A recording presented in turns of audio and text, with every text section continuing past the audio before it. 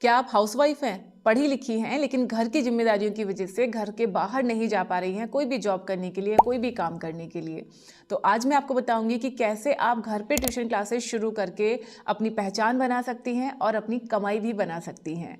तो इस वीडियो को पूरा ज़रूर देखना। आई एम श्योर आपको इससे काफ़ी मोटिवेशन भी मिलेगा और एक सही रोड मैप भी मिलेगा, क्योंकि किसी भी काम में अगर आपको सफलता चाहिए तो सबसे पहले आपको एक सही रोड मैप बनाना पड़ता है और उस रोड मैप पे छोटे छोटे स्टेप्स लेके आप अपनी मंजिल तक पहुंच सकते हैं। तो चलिए वीडियो को स्टार्ट करते हैं। चैनल पर अगर आप बिल्कुल पहली बार आए हैं या फिर आपने अभी तक हमारे चैनल राइज विद अभिलाषा को सब्सक्राइब नहीं किया है तो सब्सक्राइब जरूर कर लीजिएगा, क्योंकि इस तरीके की इन्फॉर्मेटिव वीडियोस लगातार हमारे चैनल पे आते रहती हैं। सबसे पहले बात करते हैं कि क्या सच में आप एक ट्यूशन क्लास शुरू कर सकती है।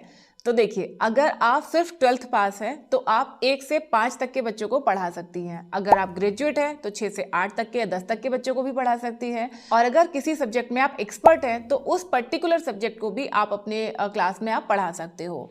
देखिए, ट्यूशन क्लासेस में आपकी डिग्री नहीं देखी जाती। ट्यूशन शुरू करने के लिए बहुत मोटी मोटी डिग्रियों की ज़रूरत नहीं होती।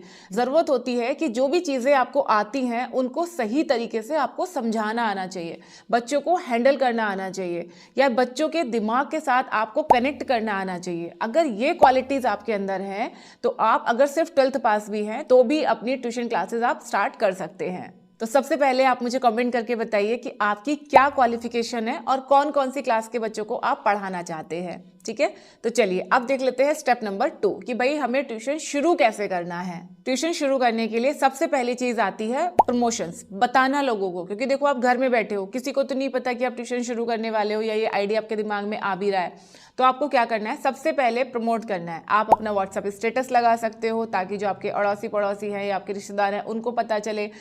जो आपकी कॉलोनी का या आपकी सोसाइटी का ग्रुप है उसमें आप लिख सकते हो कि भाई ऐसे ऐसे मैं ट्यूशन शुरू कर रही हूँ, जो अपने बच्चों को भेजना चाहते हैं वो भेज सकते हैं।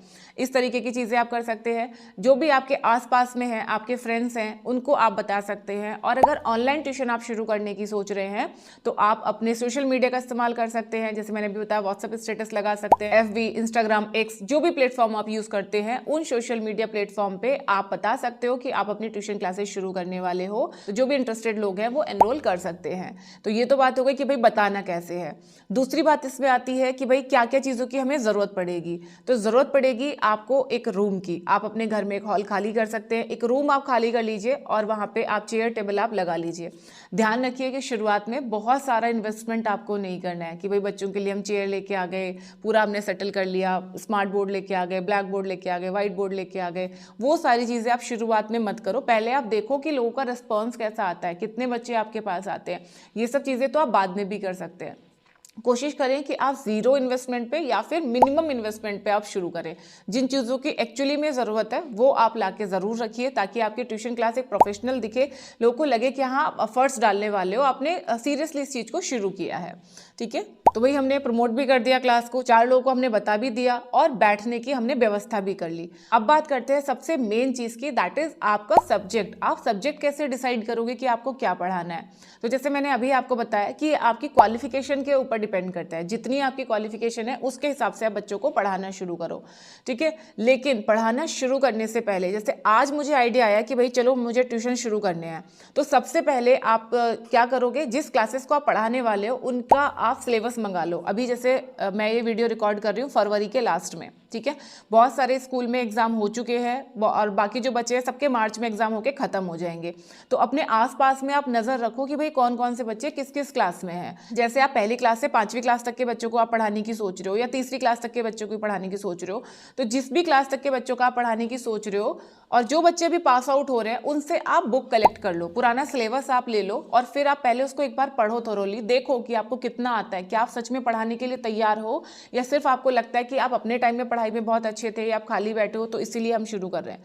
तो सबसे पहले आप पुरानी बुक्स उठा के देखो, सिलेबस देखो और फिर अपना सब्जेक्ट चुनो। और अगर आपको लगता है कि आप तैयार हो, आप पढ़ा सकते हो, सब कुछ आपको आता है, तो फिर आप अभी से पढ़ाना शुरू कर सकते हो। लेकिन अगर आपको लगे अरे ये तो बहुत नया है, ये सब तो मैं भूल गई, ये तो मैंने कभी पढ़ा नहीं, ये तो मुझे याद नहीं, अगर ऐसे वाले आपके दिमाग में थॉट आ रहे हैं तो आप थोड़ा सा रुको।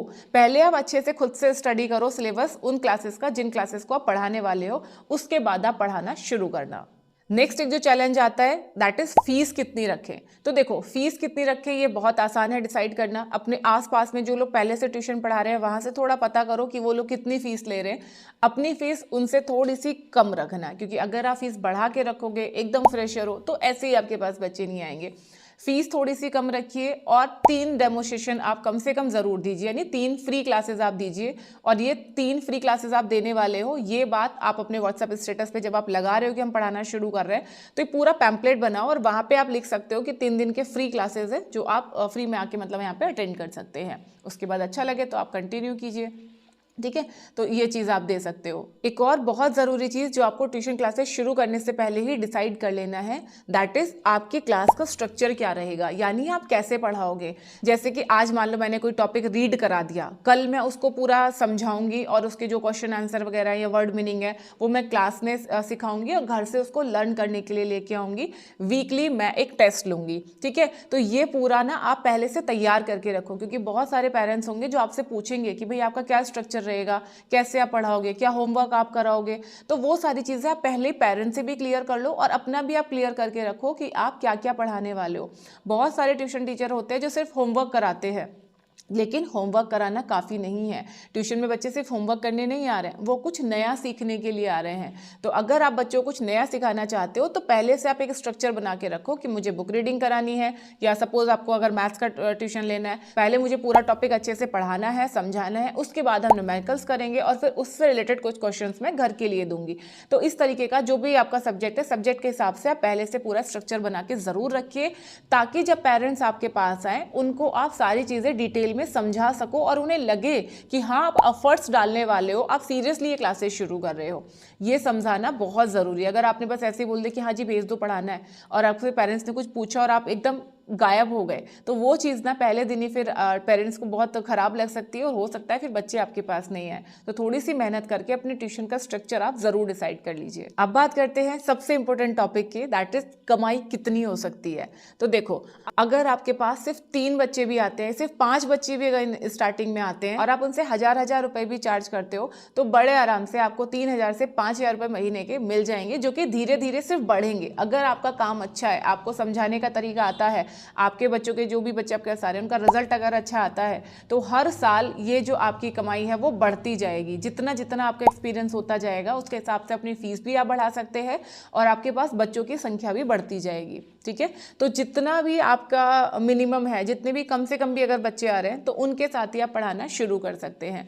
अगर आपके पास थोड़ा सा एक्स्ट्रा टाइम है और आप अपनी कॉलोनी में घर में जाके किसी को पढ़ा सकते हैं तो आप थोड़े से एक्स्ट्रा पैसे चार्ज करके घर जाके भी पढ़ा सकते हैं। फ्रेंड्स हमेशा ध्यान रखिए, हाउसवाइफ होना कोई कमजोरी नहीं है बल्कि ये आपकी सबसे बड़ी ताकत है। जब आप अपना घर संभाल सकते हैं तो 10 बच्चों को भी संभाल सकते हैं। जब आप घर के इतने सारे काम खुद से कर सकते हैं तो एक काम आप अपनी पहचान बनाने के लिए, अपनी कमाई बनाने के लिए भी जरूर कर सकते हैं।